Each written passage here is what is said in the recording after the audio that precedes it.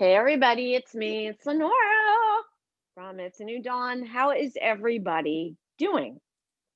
Hope you're all great. It is a Saturday here in New Jersey, a beautiful fall day. I love fall. I just I do love it. too. Where do you live, Annie? I'm currently in Arizona. So Oh, it so doesn't actually feel like fall yet. no, you don't get really the leaves and but I'm in Jersey and my husband hates fall because it's like that transition to winter. He cannot stand it. And we're out today and I'm like, oh my God, look at the beauty. Look, we're crunching leaves and he's just like I just love it. I don't know if people can't love it. You know what I don't like though is when it ends up being warm in the fall, which it is now in New Jersey. That's why, that's not why I'm here. I'm here because my husband would never move from New Jersey. But I like the seasons and it's really stinky when it's warm Yeah. during the fall. I hate it. So right now, well, I mean, I'm gonna appreciate everything, but today is probably 72 degrees. It's crazy. It's the end of October. Come on now. I know. Anyway. I lived in Chicago for 5 years. I grew up in the Midwest. So I grew up with seasons. I grew up with all of that. And I know exactly what you're talking about. It's like when it's nice and cool and you're like, oh, we finally have fall. And then you get one of those like warm days and typically it's humid also. And so it just kind of screws everything up. Does. And it's like, it's not just one day, it's been warm. But anyway, all right, went off the beaten track. But anybody who knows me, this is just me. And I don't think I'm going to be changing anytime soon. Anyway, this wonderful woman here, I was introduced to her by my Facebook post that I've been talking about, where I've gotten a lot of interesting people to sit down with. Her name is Ann Livingston. She is a published author and spiritual mentor. She just recently ended a 3-year nomadic journey, living solely based on her intuition. I love that. She teaches, I love that. She teaches others how to embody their power and light. Her passion is in teaching others how to live an authentic, soul-aligned life. She also mentors those who are committed to speaking their truth while sharing their story with the world. And anybody knows me, this is like right in line with what I believe in and love. I'm going to be on her podcast too. I think it's in November, just talking about my story. I've been on a few podcasts and I've also told my story on my podcast. So I'm really interested in finding all about you, Annie, and I'm going to turn the camera over to her. And anybody who knows me, I don't script this. I like to find out about the person who I'm sitting down with while I'm sitting down with them. And whether it's right or wrong, I don't know. But most of the time, the conversation just flows. So, yep. Annie, take it away. So that's actually how I run my podcast also. I don't have conversations ahead of time because I feel like there's so much value and I think showing other people what sitting down and having a conversation with a stranger looks like, just like there's so much value in that, I don't know, there's something to conscious conversation that I think we've lost. So, I'm like, where do I begin? So I think it's important for people to understand that like the woman I am today, of course, like any of us, right? Like there's a journey that brought us to who we are today. And my journey really started, I guess, back in the day when I was a teacher. So I was an early childhood teacher, have my bachelor's in special ed, my master's in early childhood, taught for 7 years. I thought that was my path.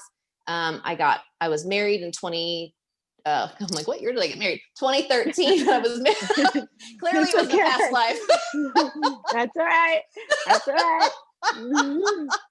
That's how you know you've evolved, when you can't even remember parts of your life.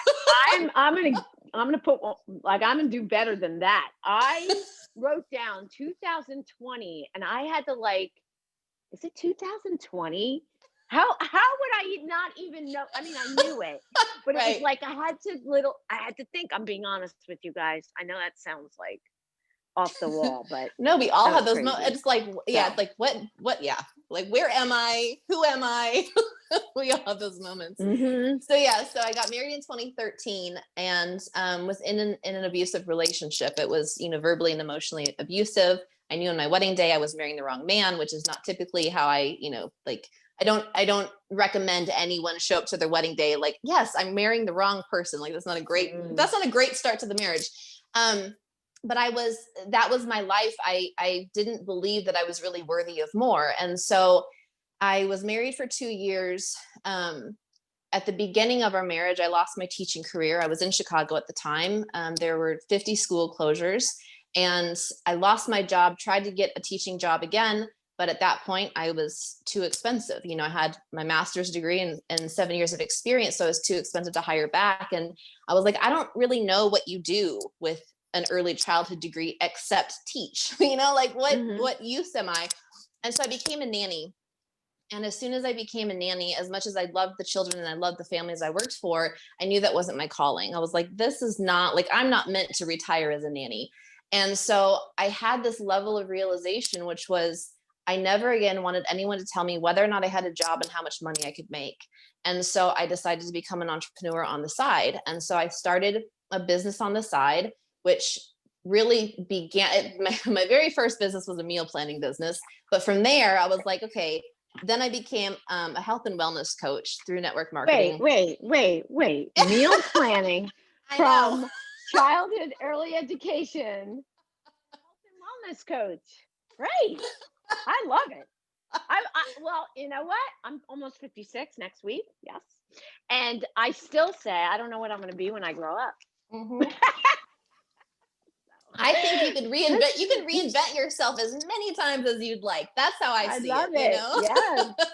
It's cool. So it was, you know, what it was really that I was making changes in my own life, in my own health.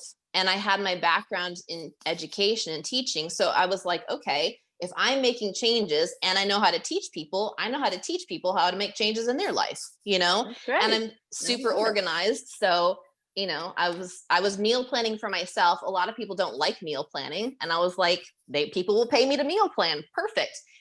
Very cool. So yeah, so it evolved into health and wellness coaching. And then I brought in, you know, just actual life coaching. And then that really evolved into spiritual mindset coaching as I evolved on my spiritual journey.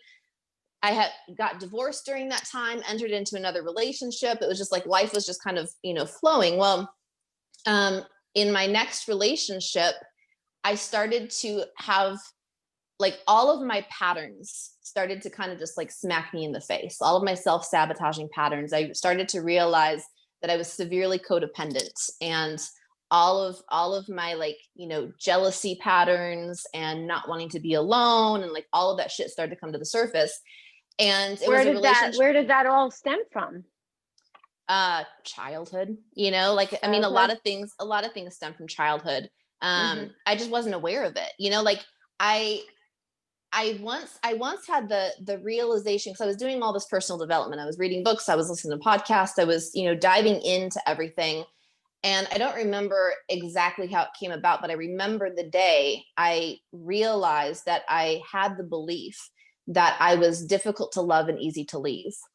And I don't know, like, exactly where the belief came from, but it was a very clear belief in my mind. And when I reflected on all of my past relationships, I realized that like that's what ended up happening. I became very difficult to love. I was argumentative, I was stubborn, I was, you know, starting a lot of fights. And so I perceived myself as a woman who was difficult to love. And then when someone would leave, it was like, well, clearly I'm easy to leave because men have no problem just walking away. And so I kept perpetuating that unconsciously in all my past relationships. But when this belief, when I saw it, when I realized what it was, I was like, okay, well, now that I have the awareness of this belief, now it's up to me to change this belief. But I didn't know how to do that, you know? So I hired a coach in 2016. And that's when he was just like, you know, you're really codependent. You're depending on your partner for happiness, you know, for your own happiness. And I just thought that that's how relationships were. You know, it was like codependent relationships were just something that had always been modeled, if not in my family, then definitely in society. You know, like I feel like we're just kind of conditioned to feel like we need other people, specifically in romantic relationships. I think definitely as women, we need a man in order to feel happy or complete. And so I just kind of kept, perpetuating that in my own life. And then my partner, got an internship overseas. So he was overseas for 2 months, which just triggered, it was like everything that I had already been unpacking just got triggered by like 1,000, because then he wasn't physically there either. And so through all of that, it was just this downward spiral. I started to become aware of my ego. I dove into my own spiritual journey. I started to dive into Gabby Bernstein and Marianne Williamson and A Course in Miracles, and kind of went down that path. And I went into a Facebook group at one point, and I remember posting, I asked the question, how do I get rid of my ego? I was like, okay, my ego is the problem. My ego is like the thing that is sabotaging my entire life. So let me just get rid of my ego, and then all will be well.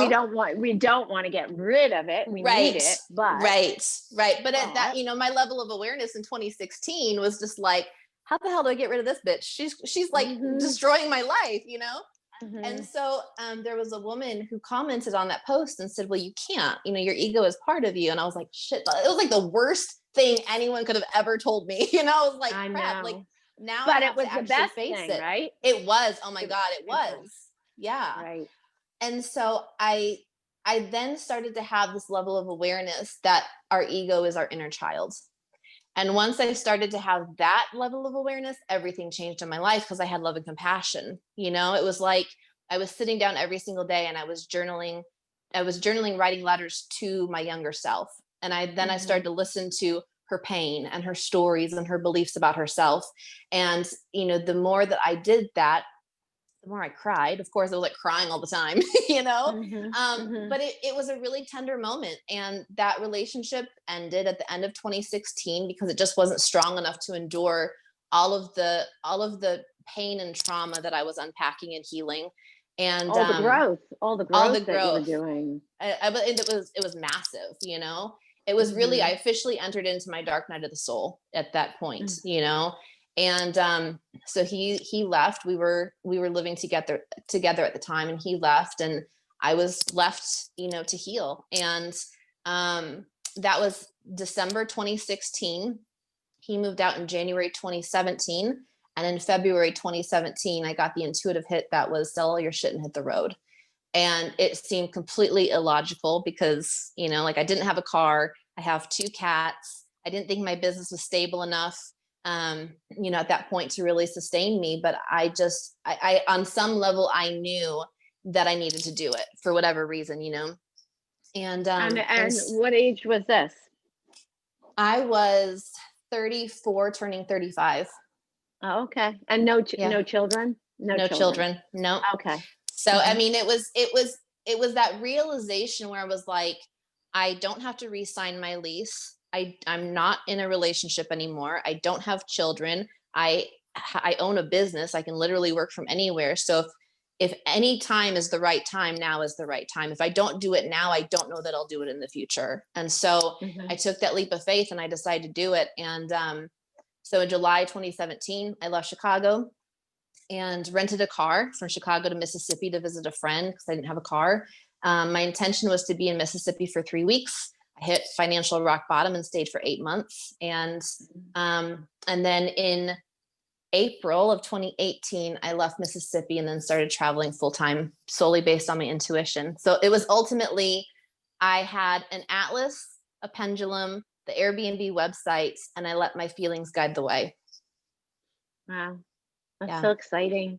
Yeah. That's actually really exciting. I mean, I would never, I couldn't even imagine. You sound like my son. And it's funny because people who know me know sort of my life. Like I have 5 kids, and one of my kids, he's actually here. He travels in his conversion van.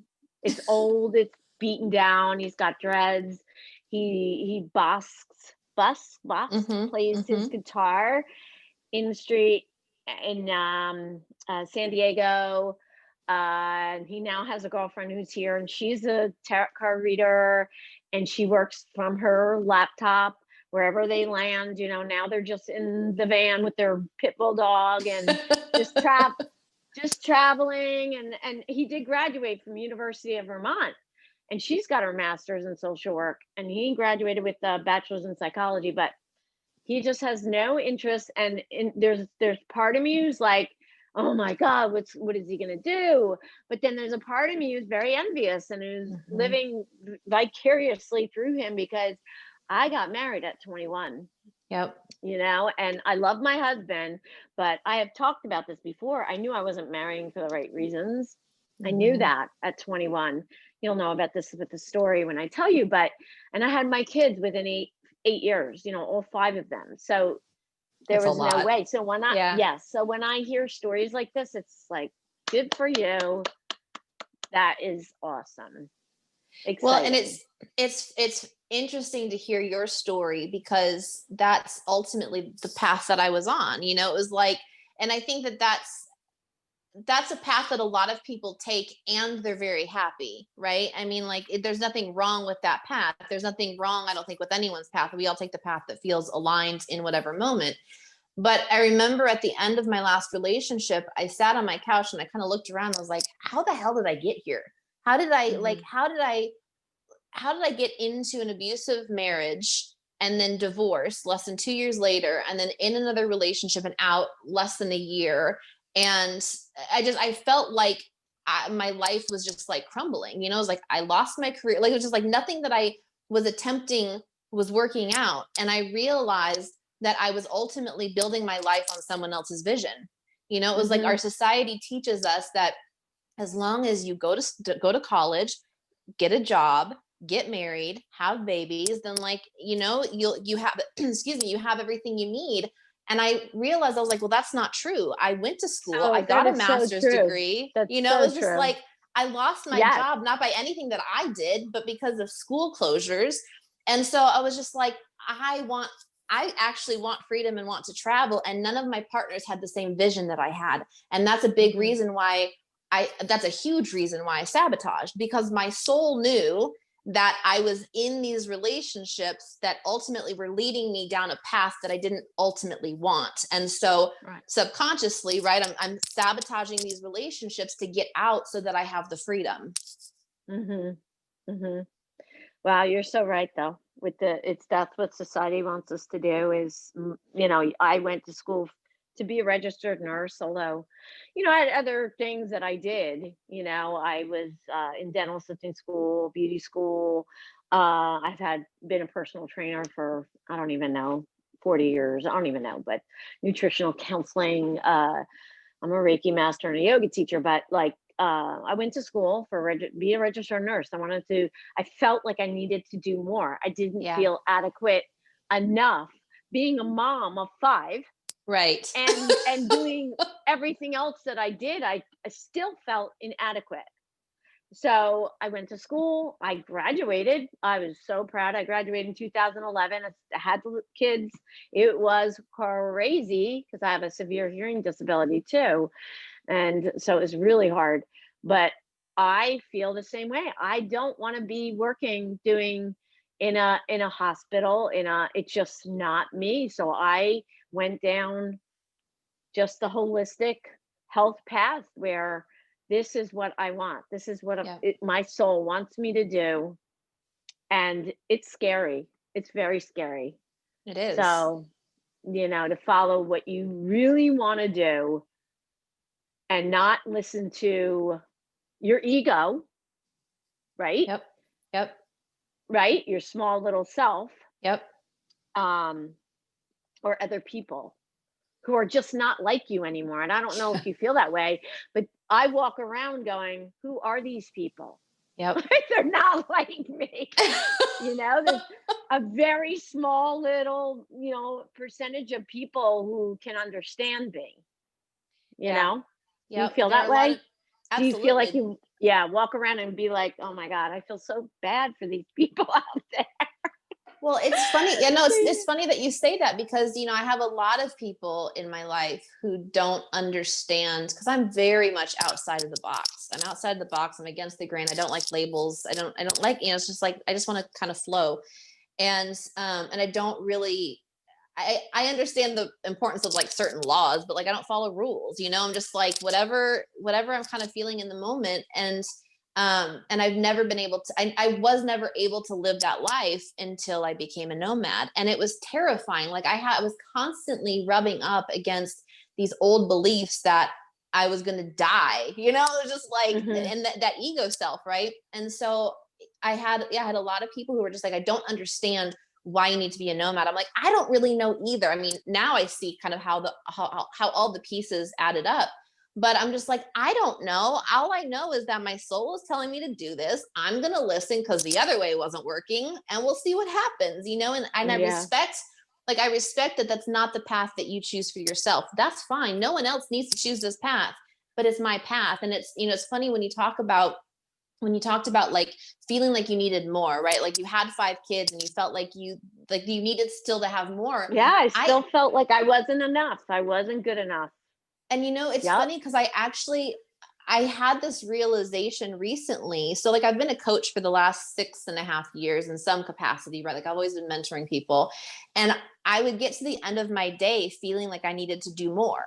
It didn't matter how much I had done throughout the day. I was just like, I feel like I haven't impacted enough lives. I haven't done enough. So I would end my day like always searching for more, either searching for more clients or searching for more money or, more until I wrote and published my first book, and I continue to write. Like anytime I write, I get to the end of the day and I feel complete. Or when I started my new podcast, the Uncensored podcast, it was like once that started rolling and I started interviewing, either having people on and interviewing people or being on other people's podcasts, I get to the end of the day, and for the first time in like 6 years, I'm like, oh my God, I feel complete. I'm not searching for more. And I'm like, I found my purpose, Oh, wow, Anne, that sounds so good because I love doing this. And Mhm. I wish I knew how to monetize, I guess, and try to figure out how to do that. But it's okay, because I love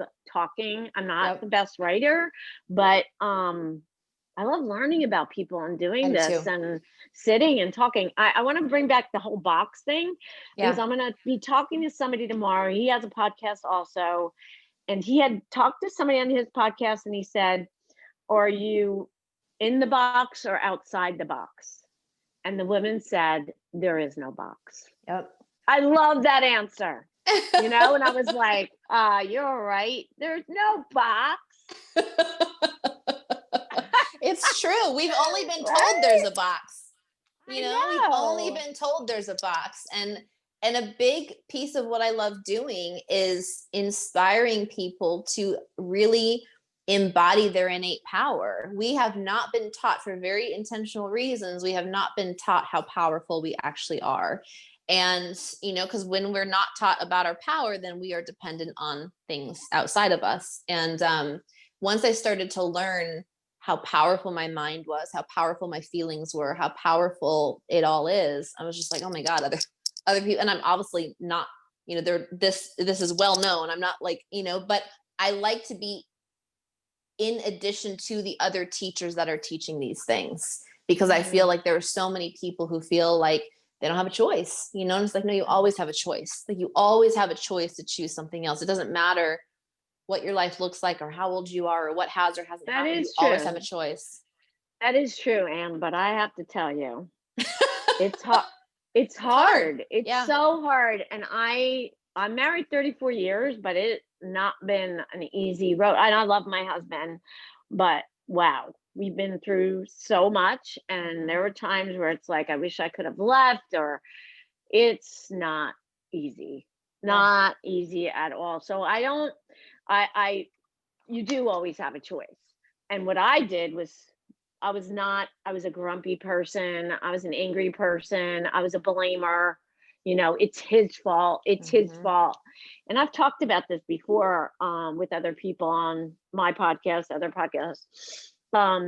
There was a point where it was like, my mom used to say this, and she's 90, almost 93, and she would say it now. Either shit or get off the pot. Yep. So I'm sorry, you guys, but I'm just going to tell you. And I think I've said this before, but I love that analogy. And I say it all the time because you don't realize how much you're complaining and you're complaining and you're complaining. Well, you're going to have to change the person that you're upset with, they're not going to change. Yep. You are not going to change that other person. So you could sit there and bitch and moan and have the scowl lines in your face and be an angry, miserable person, but you're going to shit or get off the pot. So you either deal with it or you don't. Yep. It's hard. It was a hard transition for me, but I don't know what happened. I just looked in the mirror and I was so sick and tired of being that angry person. And then I realized, you know what? You are not going to change him. So it's so true though. Literally, I wrote down the good things, the bad things. Well, the good things, he is a good person. So that's huge. He's a kind person. He's a good person, so the things outweighed, and it was like, all right, I'm going to need to change, and I made that choice. I'm not saying that it's for everybody, but I changed. I tweaked a little bit. I accepted the things that I knew weren't going to change. You know what I'm saying? I'm just saying it's not easy. It's not an easy thing, but you do definitely always have a choice. It always comes down to that. Absolutely. And the things that you bring up are so important because I've looked at, like, in my past relationship, right? So for instance, I finally started to look at the things that I was trying to change in him, I was actually avoiding in myself. So I had been dating a lot of alcoholics, and I was married to an alcoholic. My last relation, he didn't think he was an alcoholic, but he was an alcoholic. And the reason I dated alcoholics was because it made my behavior look normal. And I didn't want to change my own drinking. So it was like, let me date someone or marry someone who has more of a problem. That way I don't ever have to face my own shit. I can project my own shit onto them. And I started to really look at that, and I was like, wow, no, and it wasn't just that. It was like, just even some of the little things. I was constantly nagging him because it was something that annoyed me about myself, but I didn't want to change it, And then now that I'm in the world of dating again, because I've been single for a while, it's really fascinating to be very conscious and to be very intentional and look at, if something is bothering me about another person in like the first couple weeks of getting to know them, I have to look at, is this something within me that is being mirrored back to me? Or the other thing is, if we continue down this path, is this something that I can wholeheartedly love and accept, knowing that this person may never change this thing? Because if it's annoying 2 weeks in, it's really going to be annoying 50 years in or whatever, Exactly. And I'm saying this about significant others too. Like, why would you want to be with somebody if you had to be somebody you're not? Like, why would you even start that way? Because I wouldn't know how to date, because I've been with my husband since I don't envy anybody who has to date now. It makes for good stories. It's hard, but like I tell you, I'll be straight up. They're the filters, and especially on TikTok, whatever. But I'm married. It's like, but if I was looking for somebody, I would have to be very vulnerable and show my real self, because I wouldn't want to start. I'm not saying you have your first date and you say, well, I have a hearing disability and I look like shit in the morning, and, I'm crazy and I'm a weirdo, and, but I wouldn't. You have to have somebody it's so much more relaxing and so much more freer if they know you're real you. Yep. Right? Exactly. Exactly. Because in 2017, so in February, I got the intuitive hit, but in January of 2017, I set the intention to be the most authentic version of myself. And I thought it was going to be like, oh, I just wake up and choose to be myself every single day. But if you don't know who the hell you are, you have to go through this journey of like peeling off all these layers and figuring out, so there was a lot of contrast. But now I have taken off that fake mask so many times that like I don't even remember what it feels like to wear that mask. And so I was very intentional about, I wanted people, like, the Anne you get on social media is the same Anne you get on the phone for a call, is the same Anne you get on video, is the same Anne you get if we're sitting on the couch hanging out. Like, my clients get the same Anne as my friends and family, people who I show up on podcasts with, like, you get the same Anne, because I don't know any other way to be. And it's kind of like, if people don't like it, they don't like it. And I really do trust, especially in the professional world, I'm like, people are going to offer me the opportunities because they resonate with me, not because they resonate with this fake person that I've somehow put out into the world. And if they don't like it, they don't like it, and that's cool. I move on, but it's so much, God, it's so much easier. So much easier. So much easier. Amen, Ann. You don't know TikTok, but you go live, you get a certain amount of people, you go live. So I go live. My hair is always up. Okay. I do. It looks decent down. I'm the curly and the gray because I'm always sweating. I'm working out. I'm doing yoga. I'm on my face, right? So I'm on a live, and this guy comes on pretty often. He'll come in. He's a nice man. He said, "Oh, I know things are busy for you because your hair is up." I said, "Nope, no, Chris. No, this is me. My hair is always up." I said, "Love me for me, because this is," and all I've grown. Mentioned TikTok because actually you should really explore it. I've been telling everybody who's been on this podcast because they're not familiar with it.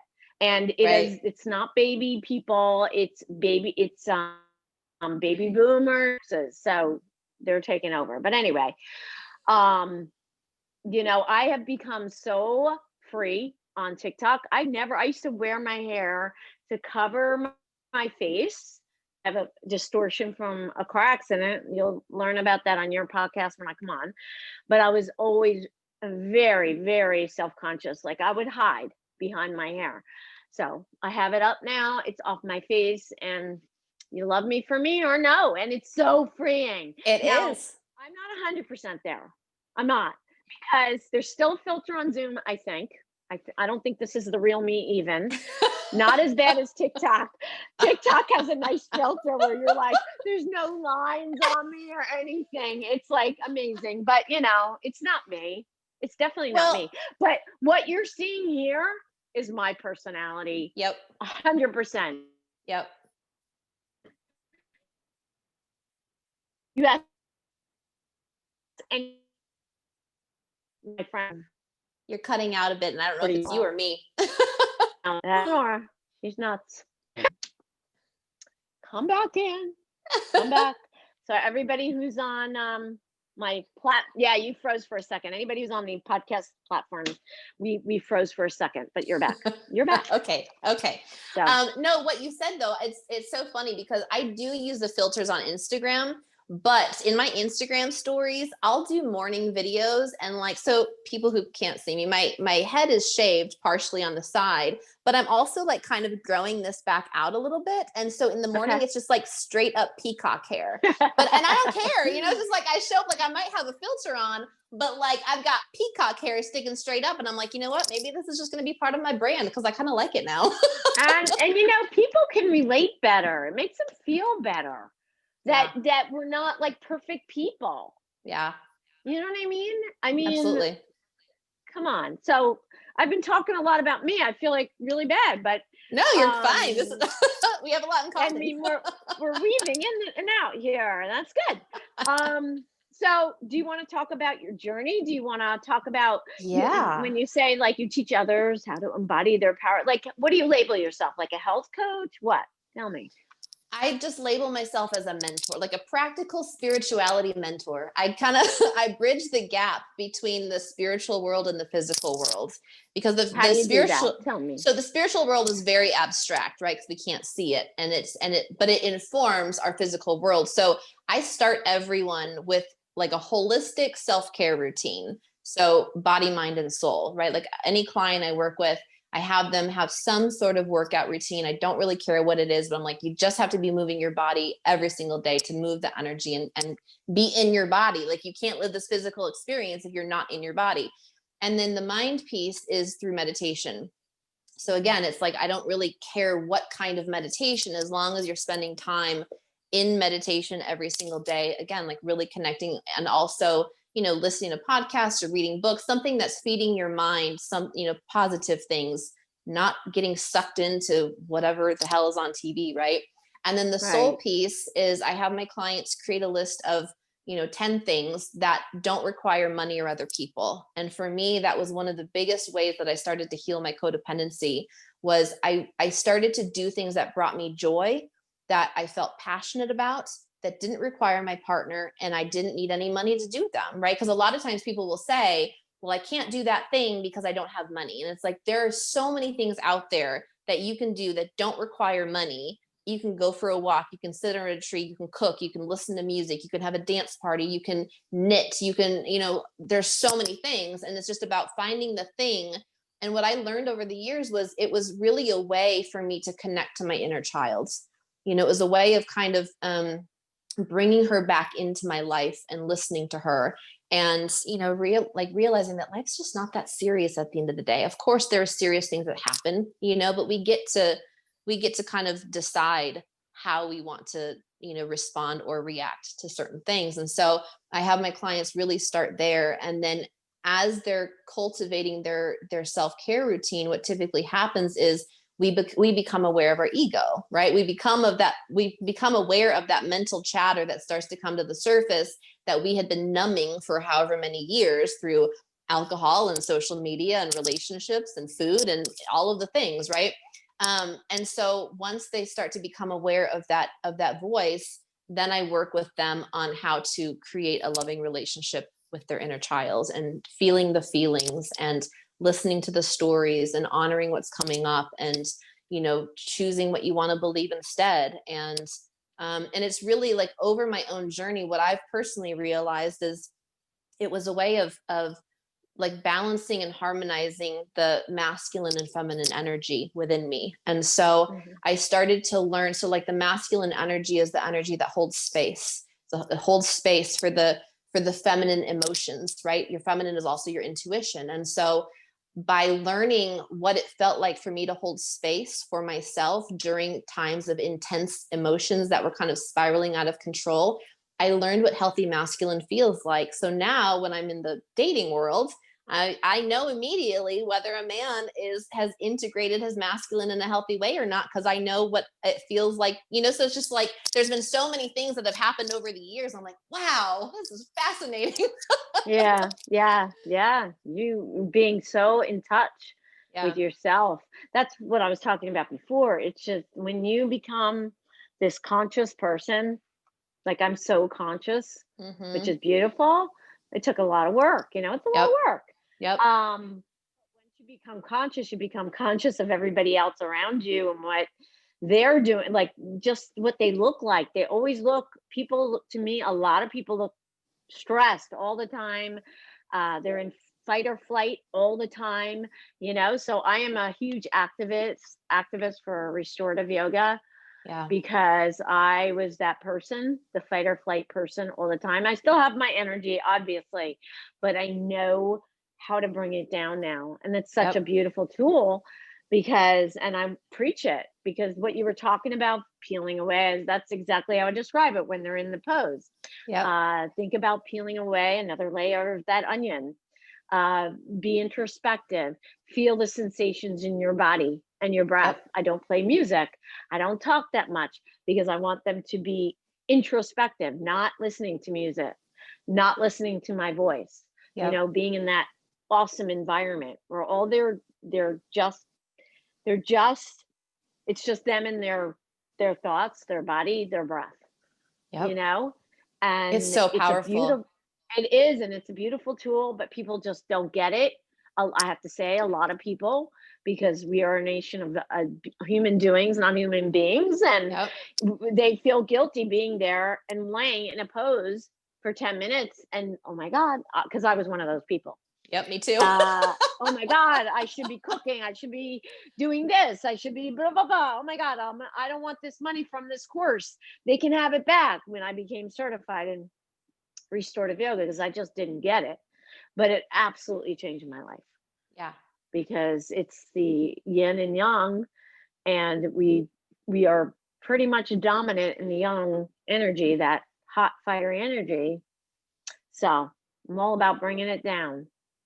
It's so We need it. important. It's so important. And, yeah, talking about the work that you do, and ultimately teaching people how to be in their body, and we have not been taught how to be in our body. And I think specifically for those of us who have been in any form of an abusive experience, it doesn't matter what the abuse is, but if we have experienced any form of abuse, we have learned that it's not safe to be in our body. And so what we do is we escape to our head, we escape to our mind, and then we spend our time there. And you can't consciously create what you want in your life unless you're in your body, because that's where the feelings are, and we create through feeling. And so it's a huge piece of what I do with my clients. And also, I mean, the feeling piece, right? Like that's how we learn whether something is in alignment or not. You know, it's how we pay attention to red flags. It's how we pay attention to, you know, is this a fuck yes in my body or not? And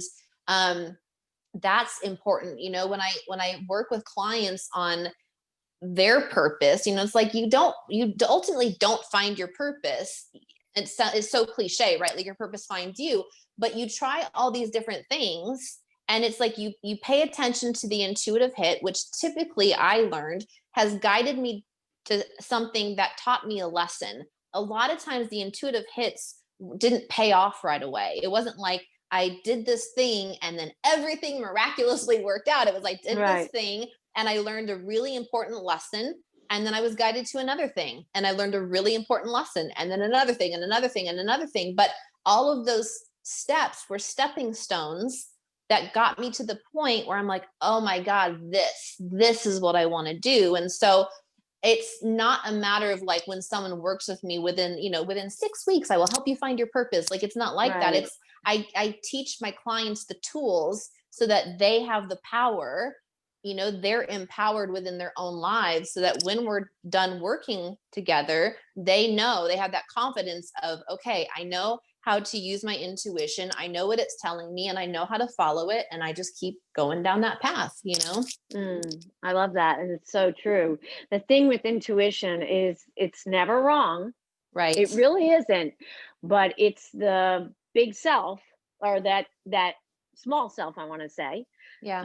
that little ego voice that overrules it so fast that we don't give it a chance to make a difference in our lives. I'm sorry, I'm not saying it completely the way I want to say it, but that first thought is never wrong. And Yep. I always bring it back to my because I learned these tools pretty early, and they did save my life. Honestly, the restorative yoga, being conscious, listening to intuition.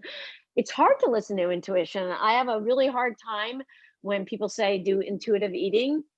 If you do intuitive eating, you might eat everything in the house because you intuitively want to eat everything, because you're Right. not trained enough to go, I'm not really hungry. My body's telling me that it's full. People just are not there. And you're Right. so true with the abuse. I mean, I was abused, so I was so disconnected from my body, Yep. and my head was driving me nuts. I was suicidal many times, rocking in a ball many times, because I couldn't deal with it. I couldn't. So what I want to say is, yes, your intuition is definitely always right. It's just, it's overpowered really quickly by It that is. voice in your Yep. head. It Like, no, is. no, no, no, that's wrong. You should be going that way, you And know?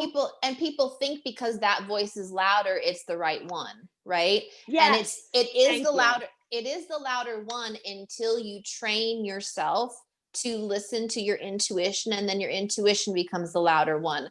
But it's a journey. I mean, it's one more journey that I've been on, right? Journey for sure. It took me years, and I'm going to say I wasn't completely really healthy until I started telling my story when I maybe at 50 years old. So I'm almost 56.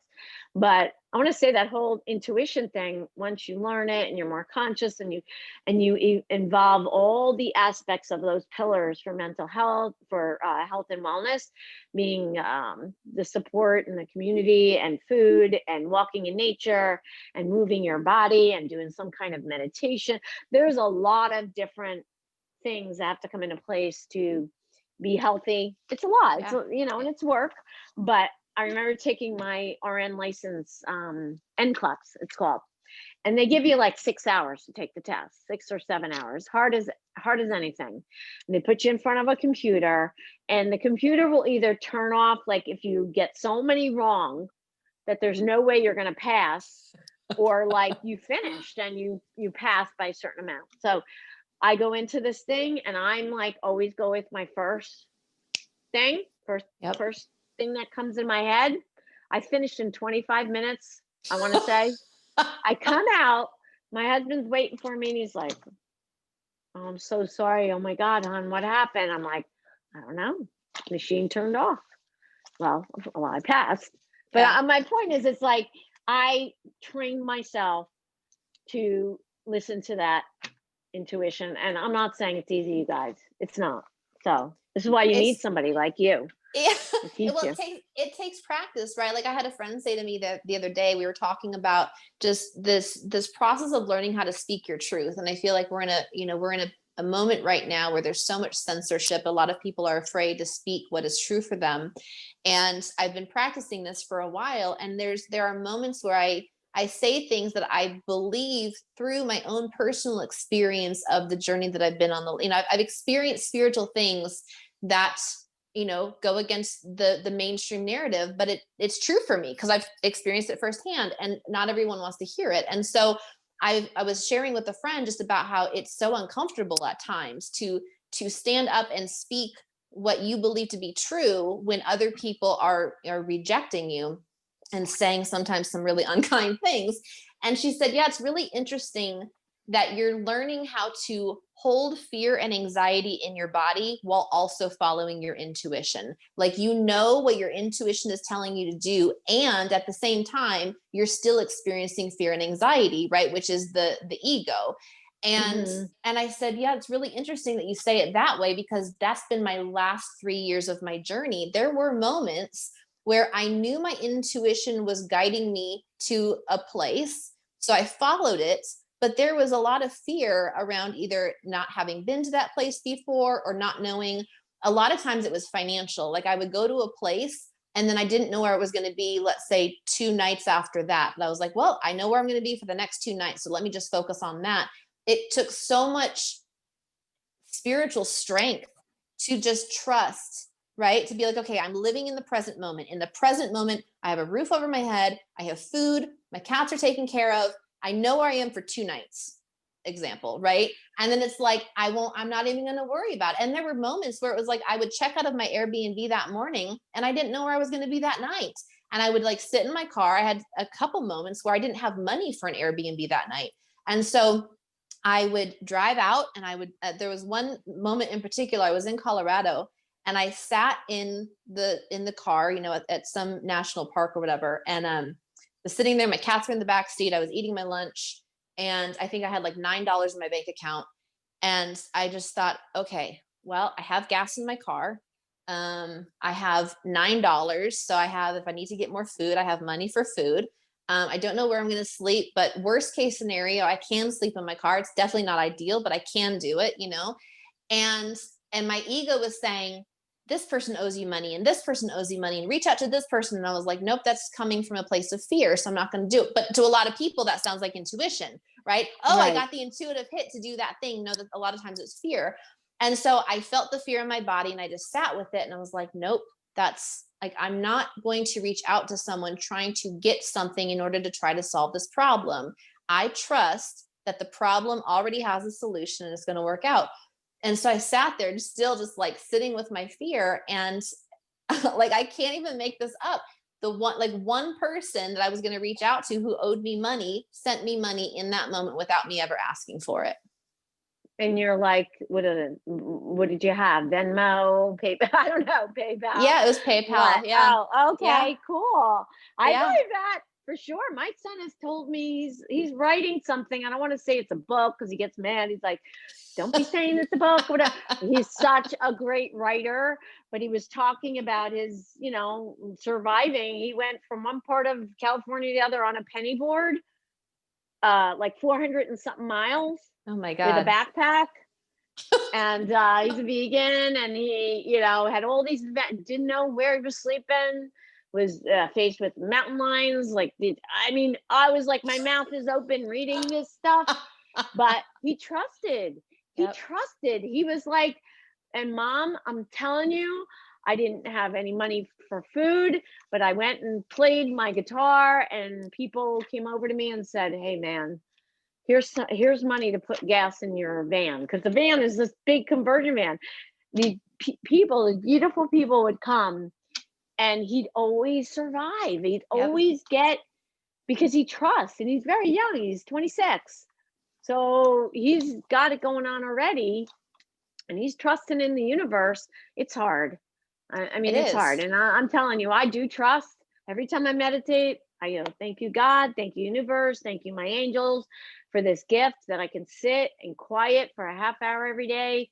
I am so thankful for that, because if you knew me from when I was young, and my head could not survive. I mean, I was in a hospital. I was in mental health Right. hospital. I Right. admit that. So for me to be able to do that now, I'm so thankful. But it's work. It So takes a people lot of need somebody like you. People need somebody like you and me, because yeah, I do coaching, I do holistic health. Um, we are very needed in this world, absolutely. because Absolutely. we need more people that trust, you know. It's really easy to have faith when things are working out, but to cultivate unconditional faith and unconditional trust typically takes going through some situations that are really uncomfortable, because how else are you going to learn? Like, you can only learn unconditional faith when you're faced with situations that are seemingly impossible. And I've had to say to family members specifically multiple times, I don't know how it's going to work out. I just know it is. And I needed to tell other people that, because I was trying to convince myself, it was like, Hmm. I have enough of my doubts and fears and worries. I don't need yours piled on top of me as well. And the Right. other thing that I had, which was really helpful, was I have really good friends who also believe in the way that I do. And so I'd reach out to them and just say, can you please hold this vision? Because I'm having a really hard time holding it for myself, and just Hmm. them Hmm. knowing for me that it was going to work out and it was possible. It's like relying on someone else's confidence and belief in me until I could come back around and gain that confidence and belief in myself again. And now it's happened enough times that I really do trust. But yeah, I mean, it was rough in some moments for sure. I had moments where I was like on the floor screaming at God, sobbing, just like, what the hell? Like, you guided me to do this, so why the hell do I have no money? Like, come Hmm. on. Hmm. But there Hmm. was always a lesson in it. And you're so right. You're so right. We definitely have to go through adversities to appreciate the good, for Yep. sure. I Yep. wouldn't take back my past. I really wouldn't. I wouldn't, because I know I am this ball of love for Mhm. people. I want to cry, because that's what my purpose is, my dharma, Yep. just to share love. It's the highest energy, and I just want Absolutely. people to know that.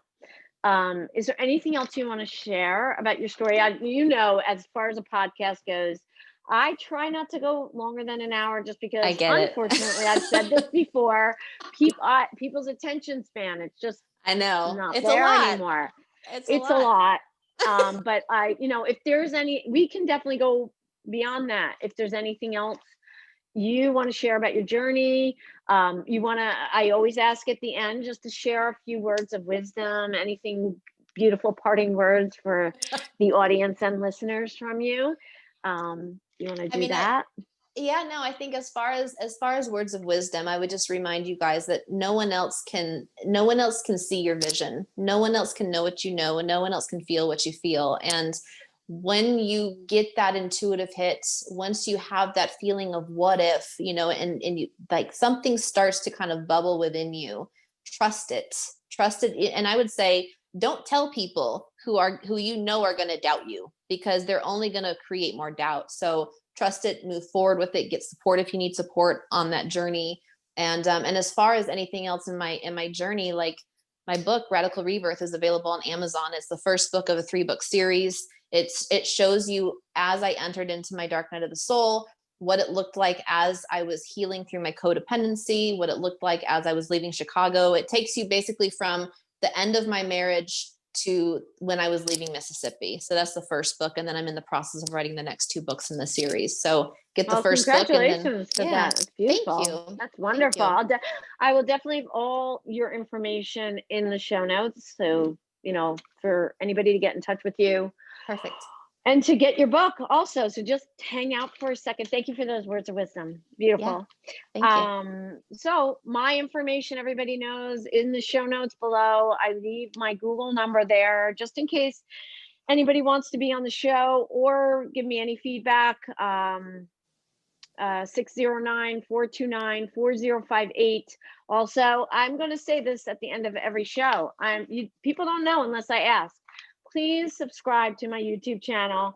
If you go on every major platform, please subscribe and comment and share. It really helps me out. And I don't ask for that. Do you ask?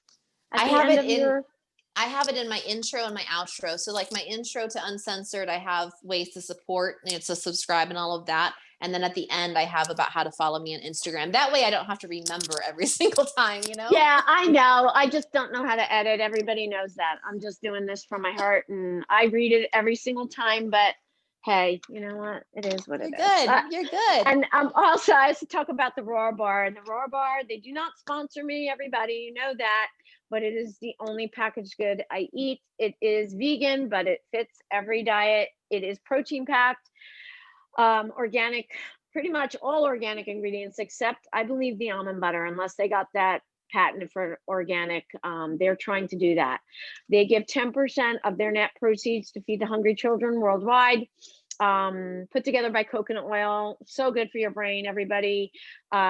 Sweetened by coconut nectar and blackstrap molasses, a little bit of Himalaya salt, no artificial sweeteners, 18 to 22 grams of protein a bar.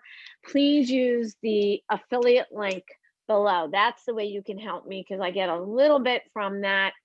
So it'll benefit me and it'll benefit them. And also, if you do order them, you end up getting a 10% coupon if you write a review. Use that 10% coupon and use the affiliate code again, because that's what happens. Sometimes you use it once and then you don't use it again. But please do that.